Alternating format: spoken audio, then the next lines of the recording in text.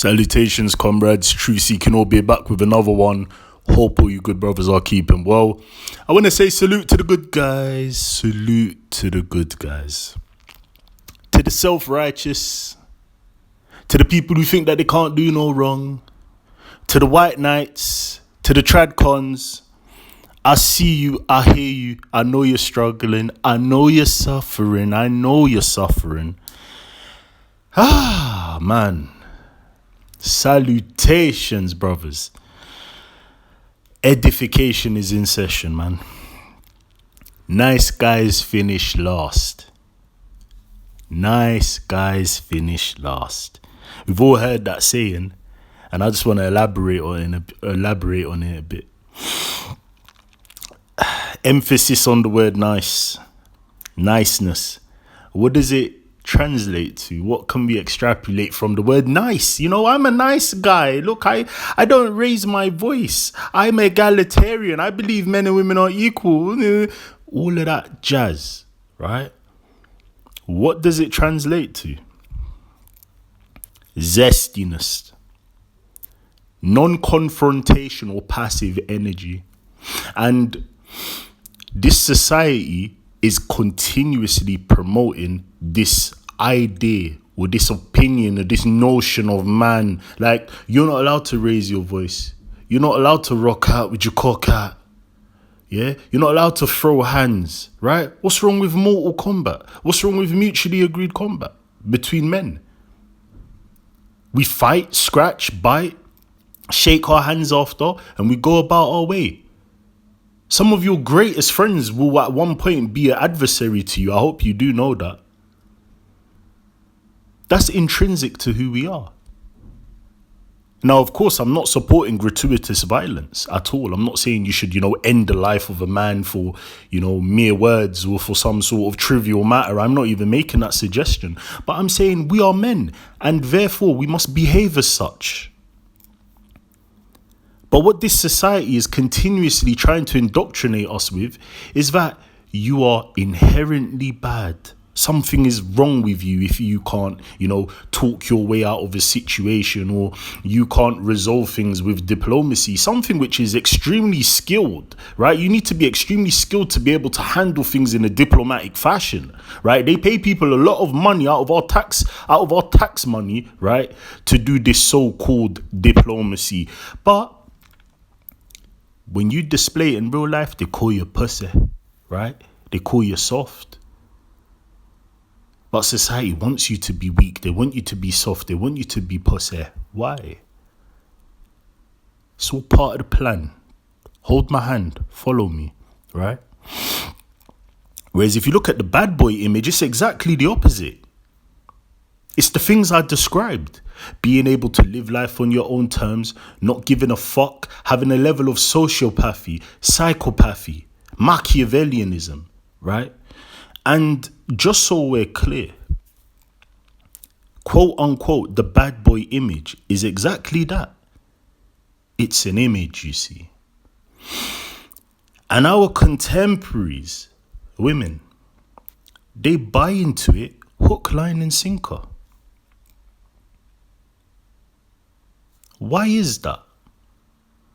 One could say that, the Bible's just drivel and all of these things. Whatever, I don't care what you believe in. I don't discuss religion here because, as I've said previously, it causes more, especially amongst laymen, right? None of us are scholars. It creates more problems amongst the, unlettered and unlearned than it does bring us together. So I don't discuss religion here. It is what it is. But if we go to that story of Adam and Eve, we're going to end up there, and then we're going to be able to extrapolate good knowledge and good information from it, right? Man and woman created. You don't want nothing. You don't need nothing. This is the perfection. Nothing's going to get greater than this. The only thing greater than this is heaven. In theory, that's how the story goes.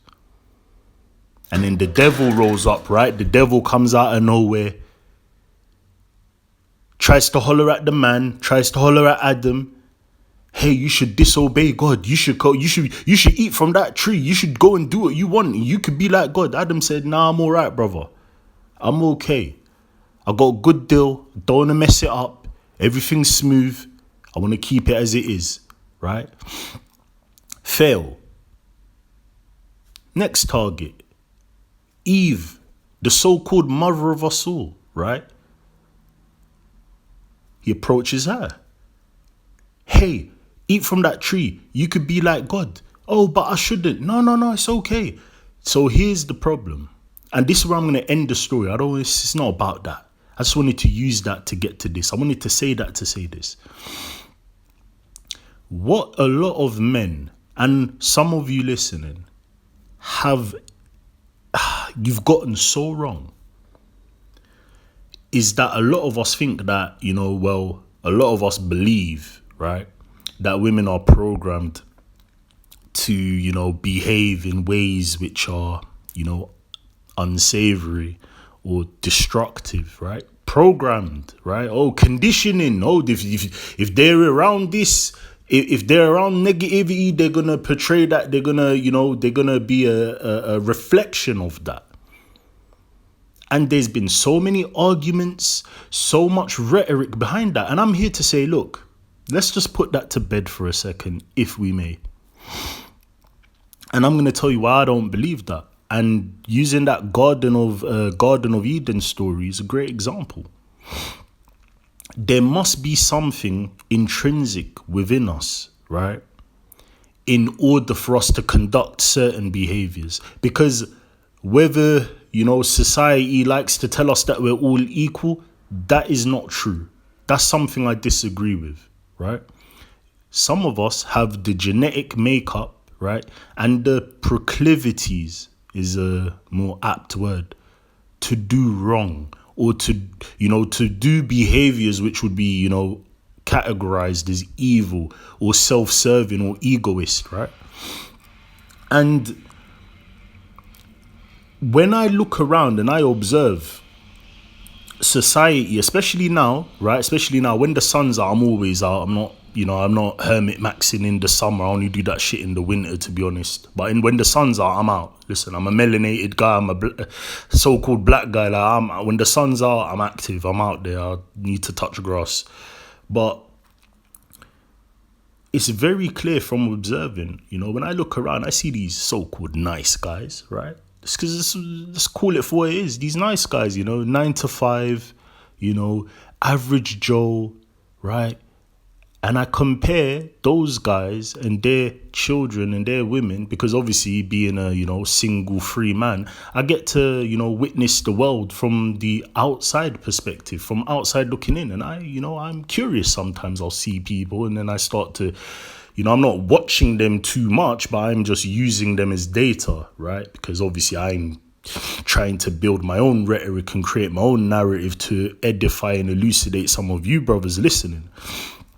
And one thing I've noticed is that the pookification of men directly correlates with the attractiveness of their partner. Yeah, I said it, right? The more attractive the woman is, the more fog-maxed the guy is. I'm sorry, right? And I'm only using my anecdote. Right? I'm sure there's outliers. I'm sure there's certain places in the world where you don't see that. But I live in the UK and I can only speak about what I see. Right? But I've just noticed that when I see the nice guys, they're balding, right? They're average looking. They're not in great shape. They haven't got tattoos. They're not wearing nothing fashionable. And their partners reflect that. If I'm just being honest, their partners reflect that. Right? And when I see Asian pookies, right? Latin pookies, right? Indian pookies, black pookies, all these types of different men, when they've got when they're fug maxed, right? I'm sorry, but I have to admit it. Their women are hotter, man. I'm just keeping it 100 with you guys. And don't get me wrong, I'm not saying that means something. I'm not saying it's a good thing. It's just information. It's just building upon the rhetoric, right? That you can't win. Because Pookie has his own risk, right? He has risk of violence. He has risk of losing his freedom. He has all of the hurdles, right, to overcome that the average man has. But you have to go back to what I said before. It's all an image. It's all a perception. And women buy into that hook, line and sinker. Why? Why? Because it plays perfectly into who they are, right? Women don't care about reality.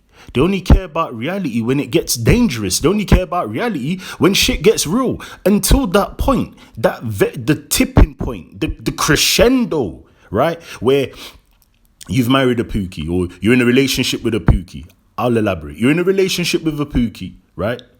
A woman's in a relationship with a pookie, right? She uses that pookie against her dad. She uses that pookie to show off, right? Like he's some Charizard, right? Like he's Pokemon, like he's a slave that been auctioned. Like if her dad's rude to her, then she starts to use her pookie boyfriend against them. If she got any brothers and she knows that her boyfriend can beat their asses, then she'll start to use, oh yeah, well, I'm gonna go to my boyfriend's. Don't call me, I'm not coming home. Like they will use that aggressive dominant figure, right? Or that, let's just say aggressive, or let's not say dominant, but they'll use that aggressive man who she's sleeping with as a defense mechanism and a weapon against her enemies, right? That brings me back to what I was saying about there has to be something intrinsic there, right? Because we know that's bullshit behavior and we know that all men should be against that.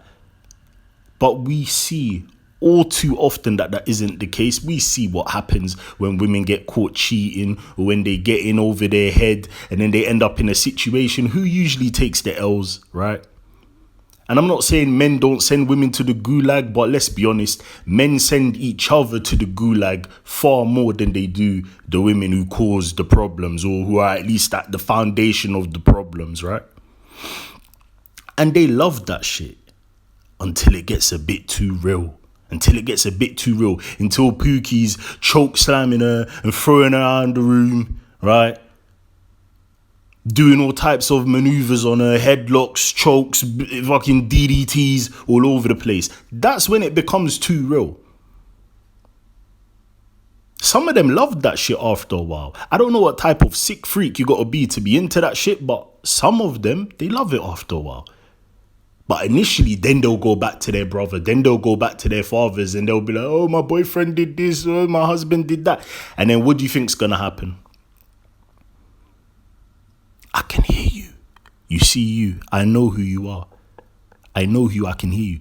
Oh, what do you expect her to do? Do you expect her to just be quiet about it? Why should he get away with that? See, this is the problem, right? When you allow the government, the police, and all these other sort of, structures to get into the homes and the personal business of the individual, you are one step away from Orwellianism. You're one step away from 1984. I'm not saying it's right. Let me just put that out there. I'm not saying it's right. But at the end of the day, it's not their business. Right? It isn't their business. I'm sorry. Like, if you're in a relationship with someone, especially, I can use men as an example, and I know men and women are different, but if we're being honest, use men as an example. A lot of times, their women are terrorizing them, if we're just being honest. Especially the nice guys. They're getting terrorized by their women. They're getting hit as well. They don't say anything about it, do they? So you listening, the one that said, hey, what do you expect them to do? Just get on with it. How comes you don't keep the same energy for the men that are going through it? How comes you don't keep the same energy for the men that are being terrorized by their little 5'2" wife? How comes you don't care about that? Keep the same energy, because I don't believe in equality, so I don't have to deal with that shit. I don't believe in relationships, so I don't have to deal with that shit. You see, the issue when you start to buy into these schemes, it shows you how inconsistent, it shows how stupid you are. It shows your double standard and you're not understanding that it always leans to the other side. It always leans in favor of women. So whether you disagree or agree, you're still in alignment with the gynocracy, with the femiurge. You're on that side. So stay over there. But keep watching, keep listening. It's fine, love. So that's why I laugh when they lie and they grandstand about not competing, when all they do is play men against one another. They love it and they thrive off of it. As long as they can walk off into the sunset at the end of it, it was a good game. It was a good game. No different to Death Note. You could compare them to the Shinigamis. You could compare them to Ryuk, right? He doesn't care about the Death Note, the owners of the Death Note. He told Light straight, I do this because it's fun. Nigga, I'm an immortal being. I'm an invisible being. I do this because it's entertainment. You human are entertainment to me. They feel the same way. When you guys got it twisted, you think they're looking for love. They want to be monogamous. They want me for me. All of that stupid shit, you need to get out of your head, son. Get it out of your head, son.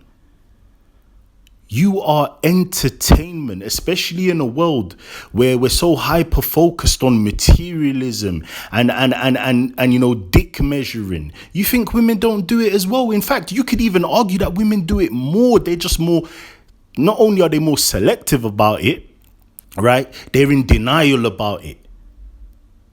They're always comparing boyfriends, right? Men don't do that shit. Right? I had friends growing up where they were in relationships for 2-3 years and I never even met their girlfriend. I just heard about her.